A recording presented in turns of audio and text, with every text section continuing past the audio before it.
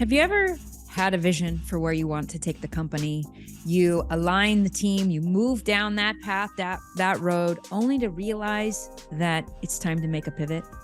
Today, I'm talking with Courtney Elmer, and she's somebody who has built multiple businesses and isn't afraid to pivot. And I think that's such an important conversation to have. Sometimes we dream of getting to a certain destination. We get there only to realize that what we actually wanted is something radically different. And so today I'm talking to Courtney. She's the founder of the EffortLESS Life. She's globally ranked host of the Anti-Fragile Entrepreneurship podcast and creator of Pod Launch. Courtney Elmer is a sought-after consultant, host, and speaker who empowers online entrepreneurs to embrace anti-fragility and use their voice to catalyze positive change in the world. Courtney is very specifically an expert in podcasting and how to leverage your voice in your podcast in a way that it attracts your ideal customers and clients and becomes kind of the front end to your lead generation. So let's learn from Courtney's incredible wisdom and hop into the conversation.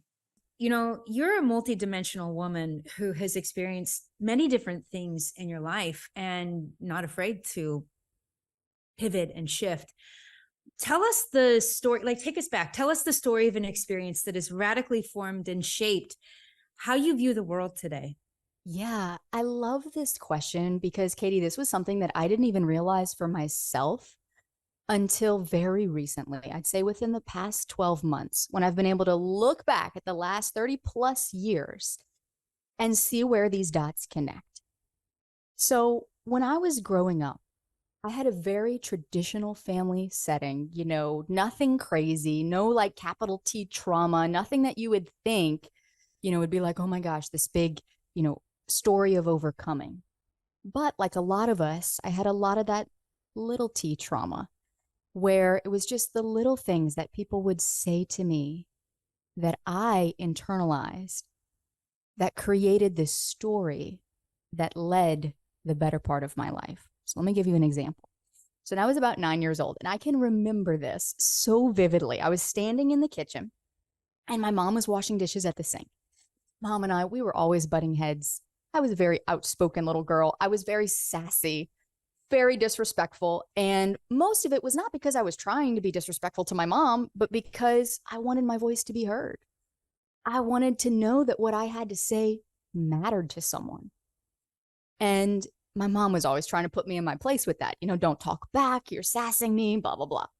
So this one particular day, she's standing at the sink, washing dishes, and she lost it. She turns and she looks at me, and there's like water dripping all over the floor. And she goes, Courtney, your mouth is what gets you in trouble. I'm not going to tell you again. Go to your room.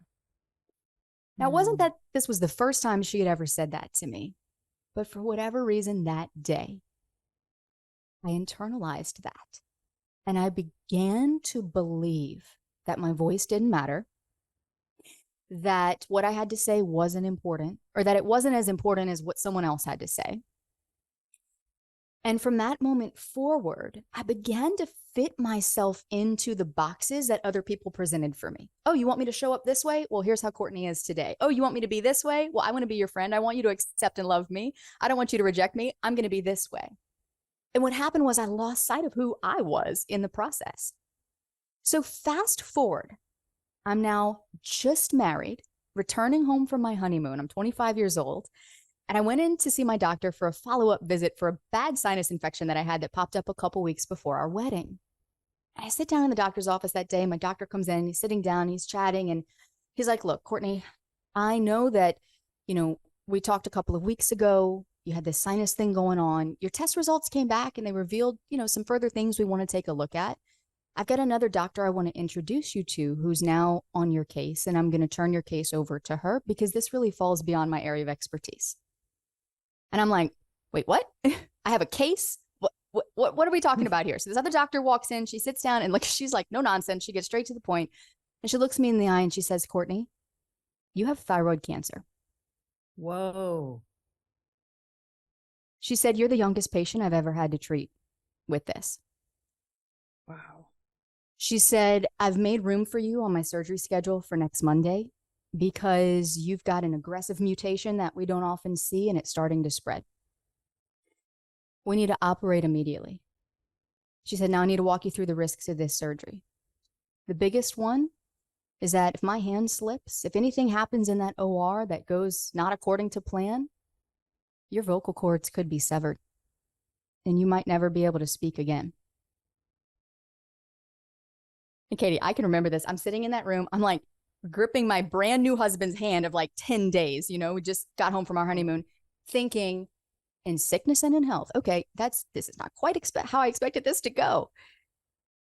So fast forward, went through treatment, went through recovery, and I had to sit in silence because it was the first time where my life stopped, where things slowed down enough for me to think deeper at how I was living my life, why I was living my life, what I wanted out of my life, what was really important to me. Because prior to that, I was climbing the corporate ladder. I was doing well, working my way up, thinking this is the path.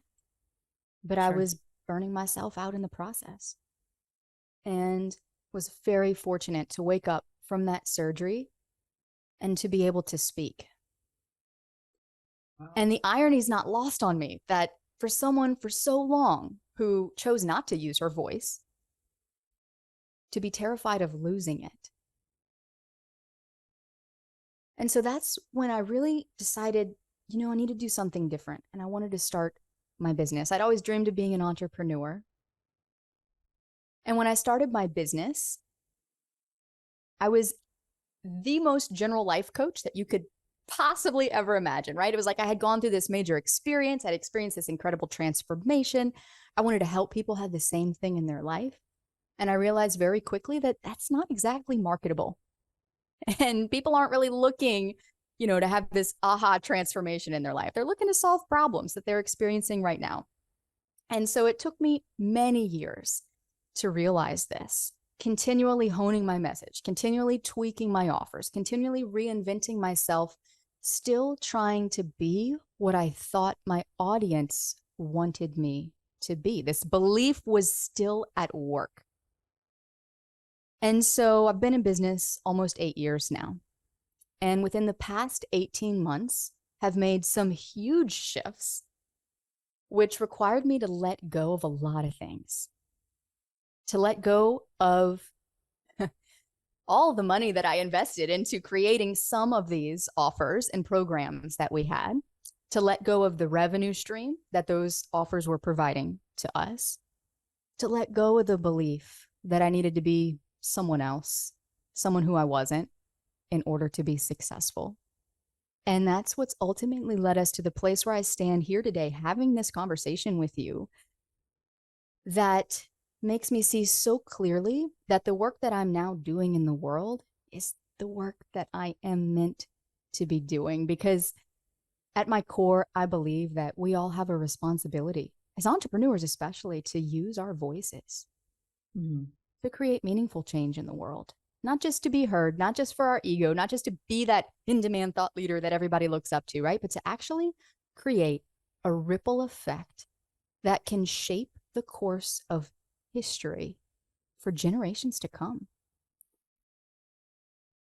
Courtney, that's an incredible story. And it's really beautiful to hear you weave the beliefs of my mouth is what gets me in trouble, right? Literally hearing that from your mother, then being faced with the challenge of potentially literally losing your voice. It's so profound and touching to hear you tell this story and almost losing that voice, then understanding how to value it and having the introspection, faith, courage to look at yourself and acknowledge that I still have things that I need to let go. I think people can really relate to this moment of, you said, I need to do something different. Another way that I hear people say it is something has to change. There's something about the way that I'm living my life, doing my business.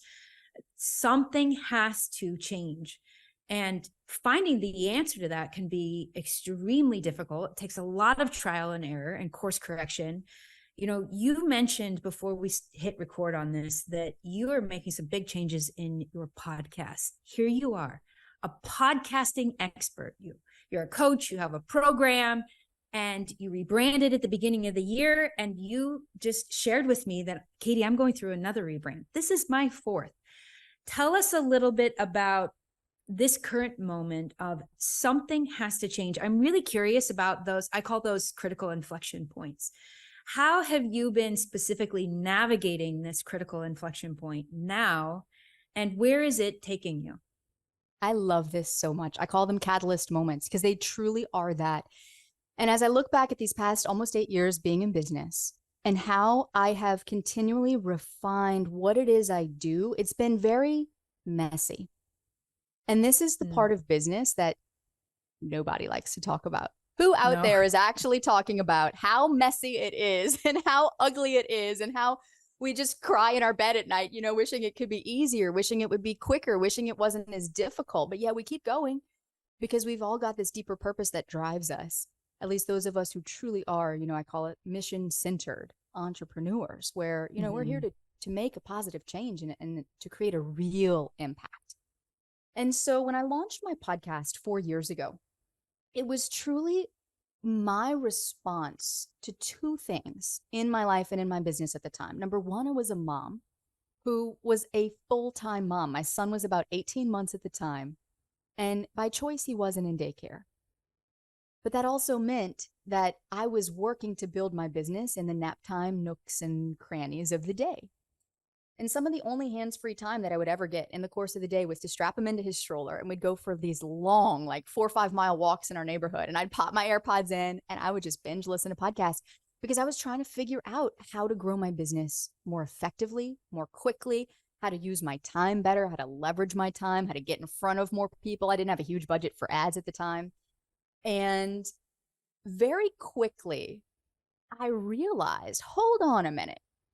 Here I am every week listening to these experts tell me, go do this, go do that, post 5 times a week on Instagram. Oh, you need to show up every day.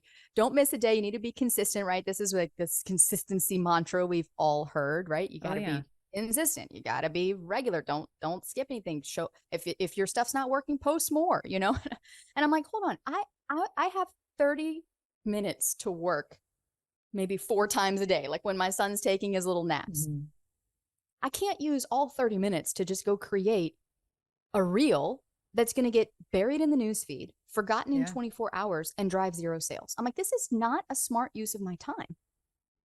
And it took me a minute, but one day it did click. And I was like, wait, here I am listening to all these hosts tell me what to do, but I'm not actually paying any attention to what they are doing, which was podcasting. And as I sat there and began to just kind of zoom out and take a step back, I started to notice something really interesting, that these experts were all using their podcast as the primary source of their thought leadership content within their business. And they were using that as the content for their emails, the content for their social media channels, and other places where they were publishing this content. We see it all the time, but we don't actually stop and notice what they're doing, right? You look at Alex Hormozy, he's got a top podcast, and how many of his videos are him behind a mic, right? It's short form content, but it's repurposed from somewhere else. And I was like, that's smart. That's leveraged. And my intention for the podcast going into it really wasn't, I'm going to use this to generate leads. I want to, make this like my number one traffic source. Yes, I wanted to grow my audience with it, but my real reason was connection, because I wasn't getting that from social media. It's like you spend 4 hours creating a post, you post it, and you're like checking, refreshing, see did anyone engage, and it's like, oh, okay, someone engaged, and you wind up, it's like, okay, I got 2 likes on this thing, 4 spam comments, and no DMs of anyone asking me how to work with me. Something's got to change, right? It goes back to that. So I started podcasting. And we had a lot of success out the gate. I mean, when we launched, we had over 65 5-star reviews within the first week of launching. And our podcast began to grow very steadily. And so then people in my industry, colleagues, friends, people in other business groups were like, well, how'd you do that? Because I want to launch a podcast. Can you tell me what you did? And this was like in the peak of COVID. So everyone was still in quarantine. And I'm like, look, let's meet on Zoom. I will just walk you through exactly what I did for this launch. And if it works for you, great. And that was what became the very first beta round of what is now Pod Launch, what I teach today. And they went out, and this is what's crazy, Katie, they got better results than I did. I will never forget, we had a trademark attorney who, like, you know, and we would laugh about this today, but at the time I was like, I'm not going to tell him this, but that is like the most boring topic ever. Who's going to want to listen to a podcast on that, you know? Yeah. And he came back and he's like, Courtney, we had over 100 5-star reviews. We landed number 34 on the business charts. We outranked James Wedmore, which, you know, he's got one of the biggest business podcasts. He's like, that was all amazing. But as I ran the numbers in our business, it was also our biggest month in sales to date. He's like, I know it was because of this launch. And I was like, okay, maybe I'm onto something here. So started teaching podcasting on the side.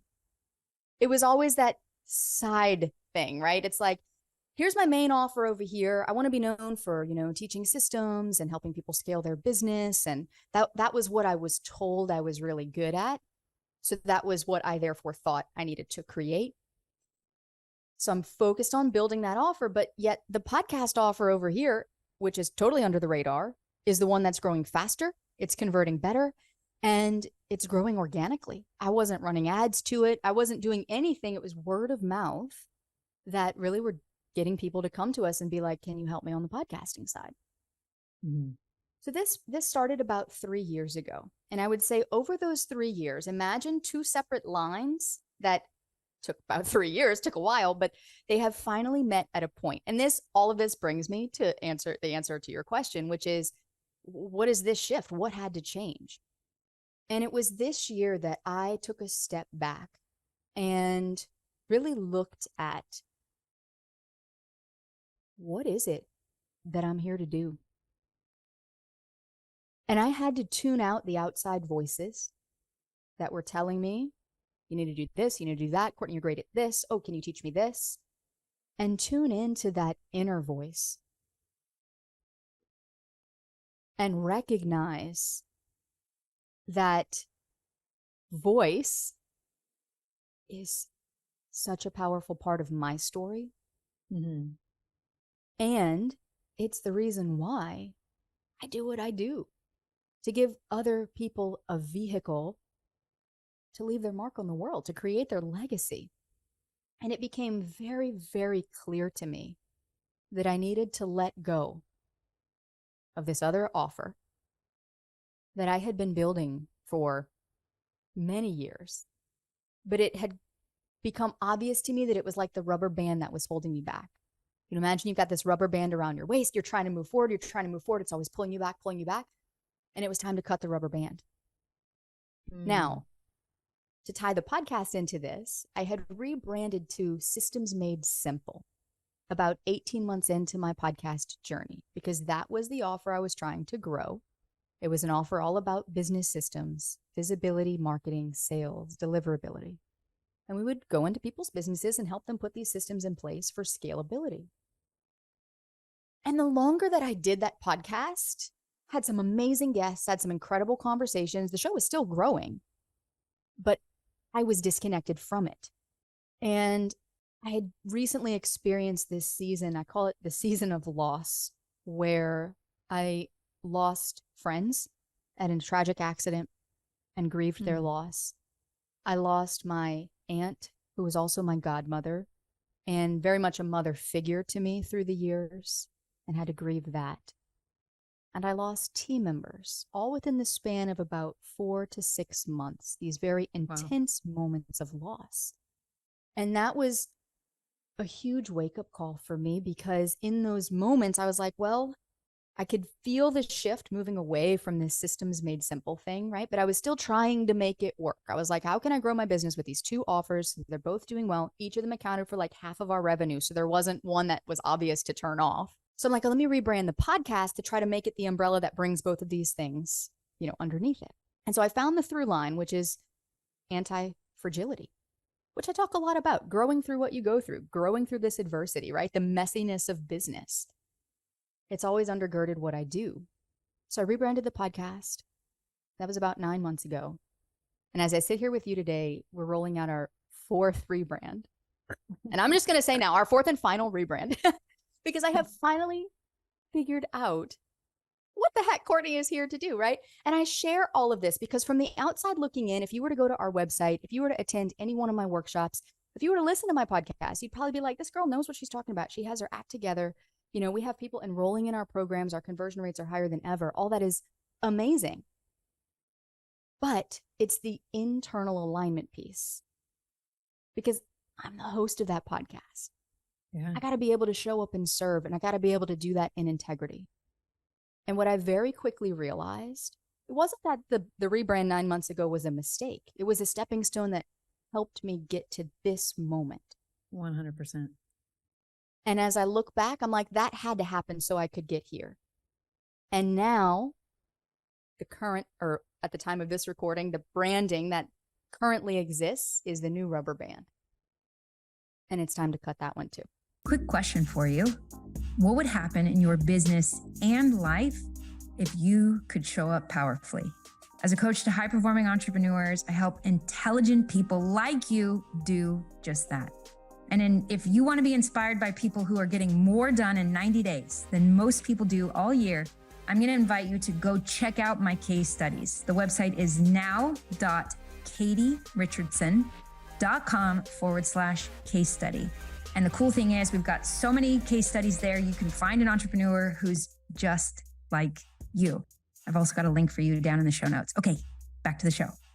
Oh my gosh, Courtney, what an incredible journey. I want to kind of deconstruct some of the things that you just shared with us right now, because, you know, you were asking a question, which was, what do I want to be known for? And you were like, I want to be known for my systems. I want to be known for growing businesses. And in a way, that was an obstacle. It was keeping you where you were, and it was preventing this greater purpose from coming in. And, you know, you started to ask a new question, which was, what is it that I'm here to do? And that is a different kind of a question, because it doesn't start with the answer, right? It's actually an open question that is giving space for your inner voice, which I really appreciate you speaking to that. I think as entrepreneurs, we live in this really noisy, distracting world. Even non-entrepreneurs live in this noisy, distracting. And as a mother, life can be so noisy and chaotic. And so to create space to listen to that inner voice and realize you were out of alignment with what that inner voice was guiding you to do. And you said you had to zoom out. You had to let go of some things, including maybe your ego's need to be seen as the systems entrepreneur, and be open to the possibility that maybe there's a better way to get to where it is that you want to go, right? You had thought that being known as the systems entrepreneur, being known as the entrepreneur who grows businesses, you thought that was the path. And you're very mission centered. So it's great that you had that visibility to where it is that you wanted to go. I want to be creating meaningful change in the world. I want to create this ripple effect. And you had thought that being a systems coach was the path to get you there. And yet you listened to that inner voice, you zoomed out, you asked a new question, what is it that I'm here to do? And the answers started to come. And I was getting ready to ask you, you know, how did you have the courage to make those changes? Because when you get to that crossroads, in order to commit to this new path, you have to sacrifice big things. And you talked about sacrificing a business that you had built, sacrificing revenue that came with that business. You talked about even sacrificing your beliefs in order to create this shift and this change. And yeah, it's messy. It's messy and it's so beautiful. Just really quickly, my background is design. And I have a friend who's about to launch an AI powered software company, and she really needed help with her logo. And I was like, I don't have time, but I'm really, really good at that. So long story short, I'm art directing it, and I'm actually having my son do it. And, you know, I was looking at his process, and like the table is just, it's covered with all these scraps of paper and markers and pens, and it's messy. And the things that he's coming up with, Courtney, are just brilliant. They're brilliant. And if we're willing to kind of go through that messy part, anybody who has a messy closet or a messy bookshelf, in order to clean off that bookshelf, you have to pull all of the books off and you have to lay them out and you have to start organizing and make decisions. And like, what, to use Marie Kondo, does this book bring me joy? And in a sense, you did that with your business, and we're willing to sacrifice and step into the dark. What are some things that help and support you? Like, this is the life of an entrepreneur. It just lights me up. It gets me so excited because it's such a faith journey, being willing to move in a new direction without any promises that that's going to be better for you, for your family, for your team. What are some things that you've done to support you as you step into the dark and you rebrand and you're saying to yourself, okay, this time, this is it. This time, this is the brand that we really want to share into the world. What are some things that help you keep going in that direction? Oh my gosh, the very first thing that comes up is the support of people who believe in me. Look, if I take a personality test, I will test extroverted, but I'm very borderline. I think I'm an introvert at heart. And so I'm one of those people that doesn't need a huge group of friends, but I cherish close friendships. And I have a few people in my life who I know I can turn to with various aspects of my business to be a sounding board, and to do the same for them in return. But let me just walk you through literally the scenario in my home the past 4 days that I have really been diving deep into the direction and these shifts, because this is new. It's been something that's been building for a long time, but being able to articulate it is fresh and it's exciting. And so I was sitting with this the other day, and I had literally blocked off 2 days on my calendar to do our annual audit of the podcast. And I wanted to reconnect with who my listener was and what is it that we're trying to help them with? What problems are we solving for them? And as I went through that process, it became clearer and clearer to me that this shift that we're talking about today needed to happen. And it petrified me, because I was like, oh my gosh, like, not that I care what people think, because that is another belief that I have let go of. But here I am, the podcast person, right? The thought in my mind, this is ego getting in the way, was, is this going to hurt my credibility? Because I'm a podcast expert. And here I am going to rebrand for a fourth time. Is that going to just cause me to like plummet in the space? People be like, what? She has no idea what she's talking about, right? And that was a very real fear. The reason this is a real fear is because in 3rd grade, I had to give a presentation to the class on a sport that I loved. This was a class assignment. We all got to take a turn to practice public speaking.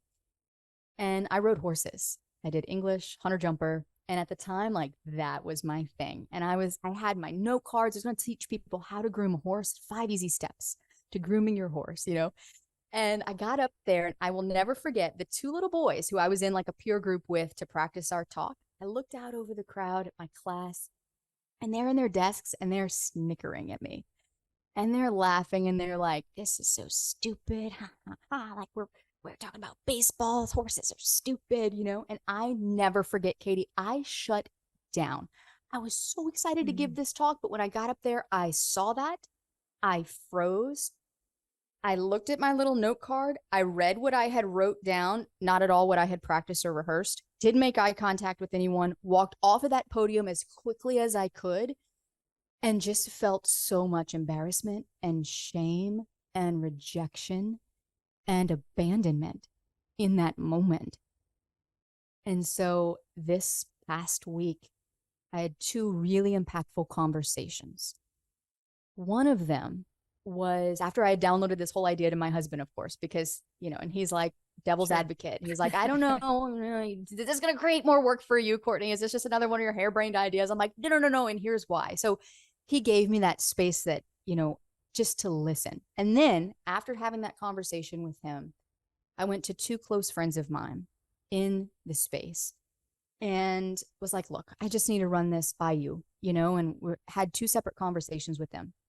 In one of those conversations, he reminded me about the movie Ender's Game, where at the very end, he's got to make this decision. And the decision is, to move forward with one path and sacrifice all of these lives in the process, or to try to continue doing multiple things and potentially have less loss of life. And he ultimately chose the path, which was to focus, the singular path. And there was a lot of loss, but it ultimately brought reward. And he was just sharing this with me. And I'm like, yeah, that's exactly it. This is exactly describing this pivot point in my life and business right now. So after that conversation, I turned to a friend of mine who is a coach for us inside of our program. And she is also my vocal coach for my voice and helping me find my authentic voice, use it, in the podcast and anything that I do. And I said, look, here's what I'm thinking, but here's why I'm afraid. And she knows the third grade story. So I was like, it's third grade all over again. It's third grade all over again. I'm like, am I going to be laughed at for this? And she's like, first of all, she was like, who cares? Right. And I'm like, yeah, you're right. I have let go of that belief and I'm choosing not to go down that road. She's like, but at the end of the day, Courtney, what are you sacrificing by not making this choice? By not cutting this off? And I was like, oh, it's the dagger to the heart, because you're like, yeah, I am sacrificing who I am. I am sacrificing my audience because they're not getting my best if I continue down this path to avoid being laughed at, right? It's not of service to who I'm here to serve. And it's also causing me to sacrifice pieces of my business, because if this is a piece that's out of alignment, choosing to continue down that, not bring it into alignment, affects my business.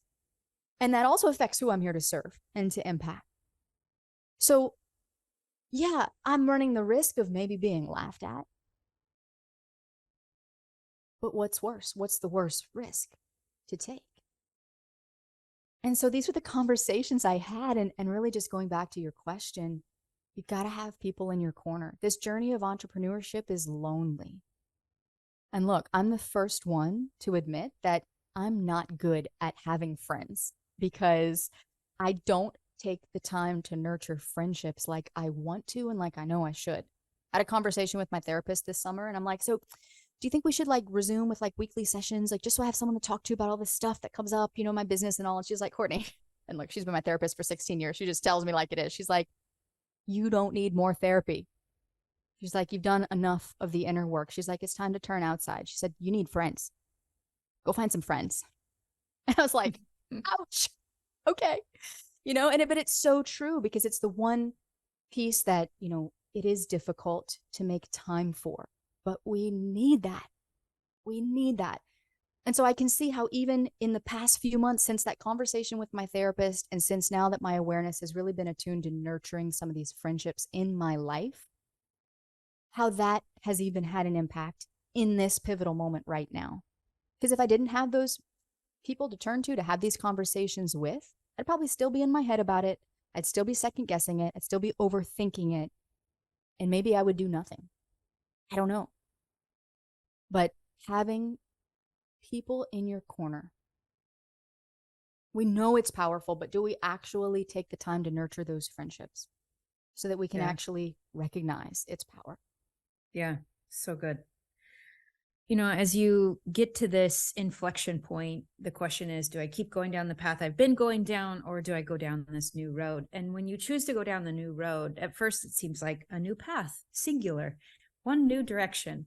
But it doesn't take long as you start walking down that road to realize it's actually infinitely possible, which is also chaotic, right? If I'm not going to do that anymore, then I could do this. Maybe it looks like that. And that's where entrepreneurs can really get overwhelmed, is it's like, okay, I made a decision to change course, but what specifically does that course look like? And it's great to have friends and a spouse and coaches or teachers to kind of bounce ideas off of. As you were kind of honing in this new direction, how did you start to define what that new path is and looks like? And maybe more importantly, what it's not?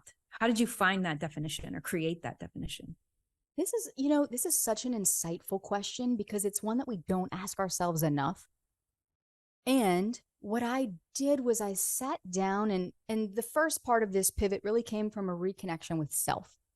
And we talked a little bit about that, how I had to reconnect to what purpose I'm here for. Yes, that purpose is going to evolve. I know we're always looking for our purpose, what's our purpose? But the purpose evolves. It's going to change.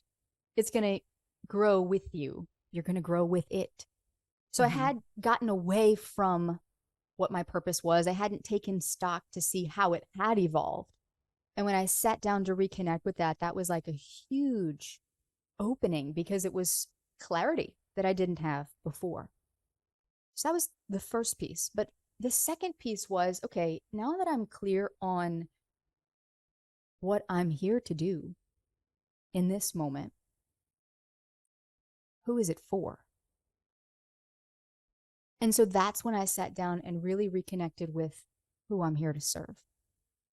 And when I say who I'm here to serve, I don't mean tens of thousands of millions of people. Do I want to impact that many people? Absolutely. But I reconnected with one person. And it's my avatar for my podcast. She is a real person. She actually exists on this planet. She walks around. She has a business. I know exactly where she's at in business. I know exactly the problems that she struggles with. And as I reconnected with her and got clear on, well, what does she need? What does she want? How can I serve her best? That lit a fire under me again. And a lot of times we don't go that deep. We know we need to have an avatar. We know, okay, we have to have a, ideal client, ideal listener, so on and so on. But then our mind just kind of broadens that back up because we want to make an impact. We want to reach millions. We want to reach thousands of people. We want to see all, this audience. But we got to go deep. Who's in that audience? Who is that audience made up of?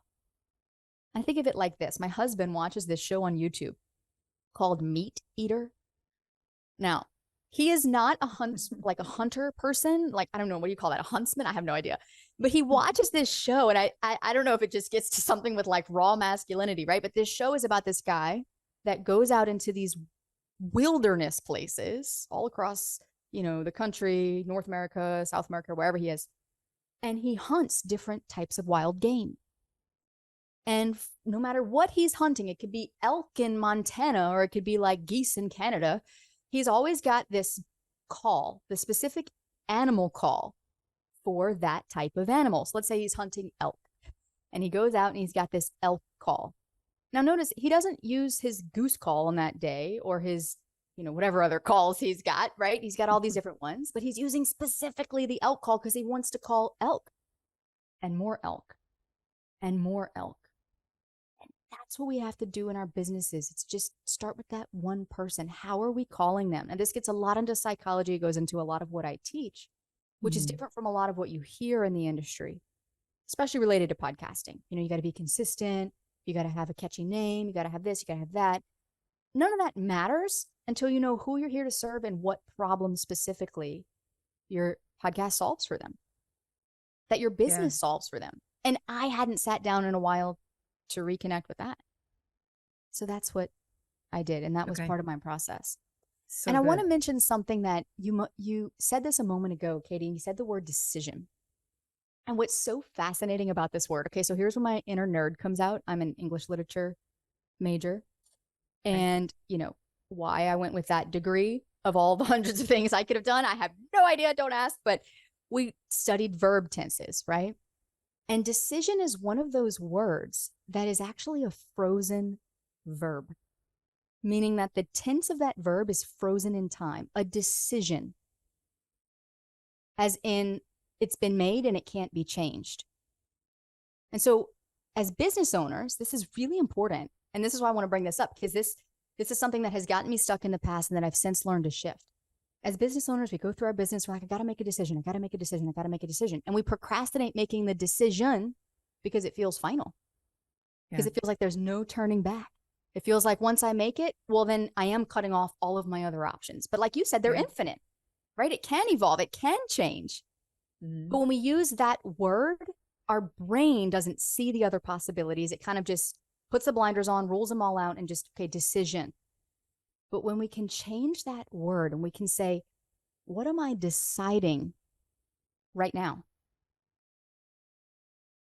Then it frees up that pressure of making a decision. And instead, well, what am I deciding right now?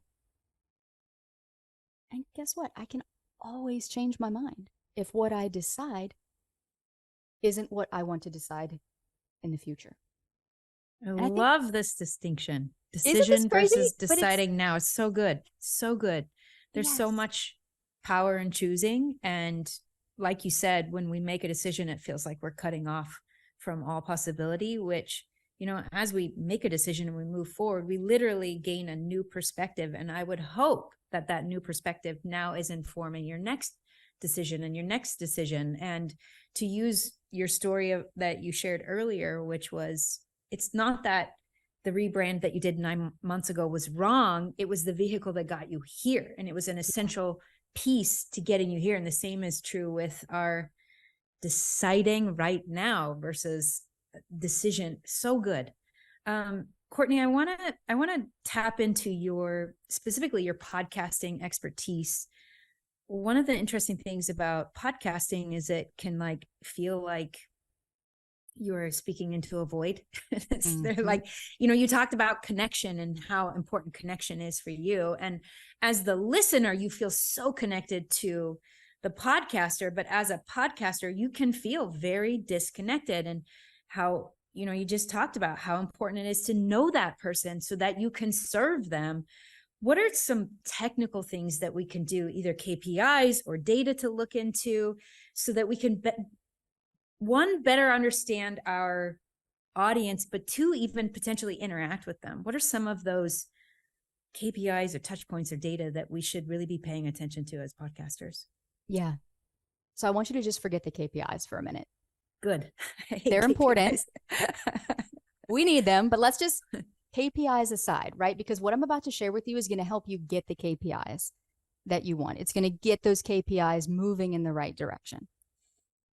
And it goes back to this connection piece, because when you podcast, you might be looking at the downloads going, oh, I'm just not where I want to be yet. I'm only getting 30 downloads per episode, or 100 downloads per episode, or 500 downloads, whatever it is, right? But it's not where you want it to be. I want 1,000 downloads. I want 10,000 downloads per episode. Why am I not there yet? And when we focus on that, all we see is the gap. All we see is the lack. All we make it mean is, well, I'm not good enough yet, right? Or there's other people out there doing this better than me. What can I change or tweak or do differently? And what happens is we lose the connection that we created our podcast for in the first place. And so going back to this listener that you're here to serve, we got to remember there's only one person listening on the other side of those headphones. And you might be looking at it in terms of, okay, it's 300 people because I got 300 downloads on this episode. That means I'm talking to these 300 people. But no, you're really just talking to one. You're talking to 300 of them individually. So what I want you to do, and this is literally what I do when I record my episodes, I pull up a photo of my person, right? I'll call her my avatar, but she really is a person. And this is the person who I have created my podcast for. Have there been times where I've disconnected from her along the way? Yes. But this is a big piece of my journey right now, is reconnecting with her and realigning my podcast for her. And I have her picture saved on my desktop. I promise this is not like weird or creepy or anything, right? But it's literally because this is who I connect to when I record my solo episodes. When I'm recording an interview, it's easy, right? We're here today. We're having a conversation. We connect into each other, and our listeners feel that. Mm-hmm. But when you're in a room by yourself recording an episode, it can feel like you are talking into a void, right? And it's just you and the microphone, and you're like, I have no idea who is going to hear this. But pull up that person's picture. Look at them while you talk.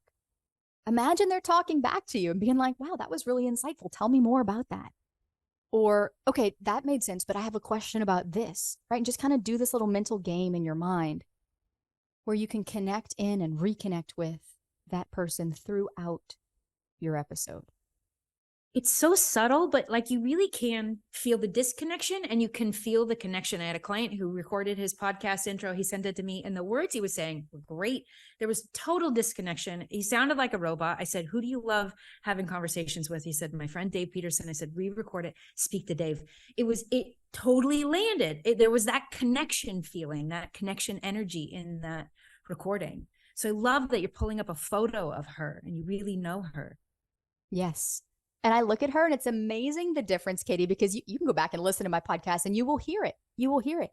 Because there are times where I'm like, okay, I got to do the hook, for this episode. And I'm like, okay, here's what we're talking about today. Da, da, da, da, right. And I call it like my podcast voice comes on. And then recently I've been playing with this more and more. And like you'll hear it like in one of the more recent episodes. I'm like, oh my gosh, have you ever experienced times like when you're on a sales call and at the end you have this awkward moment where the person's like, yeah, okay, well, it sounds great. Thanks so much for your time. I'll think about it. And then you're like, okay, yeah, I'm never going to hear from that person again. Right. Yeah. And it's more conversational. It's how I would actually talk to my person. Right. And it comes across in my voice and it's so different. It's so much more engaging. Yeah. And I'll be the first to tell you, I haven't practiced that for a long time because there was a big piece of me that was afraid of being laughed at, afraid of being rejected, right? This was all the voice piece of the story, the inner work that I had to do to get to where I am now. But I used to be very scripted. Now, if you go back and listen to older episodes, it's not like you would know that I was reading a script because I was really good at delivering that content. But if you were to compare that to more recent episodes, you'd be like, oh my gosh, this is night and day. This is night and day. Yeah, I love that. Okay, what other, I love that we set aside KPIs and data and we're talking about really speaking to her, him, that very specific avatar on our podcast that we really want to make that connection with. And you talked about pulling up a photo of her from my solo episodes. I have one of my head coaches. She's edited out of the whole thing, but I'm not speaking into a void. I'm speaking to somebody, and that really shifts the energy and that connection. What other things would you advise? I mean, we only have a few minutes left. Well, we really only have a few minutes left.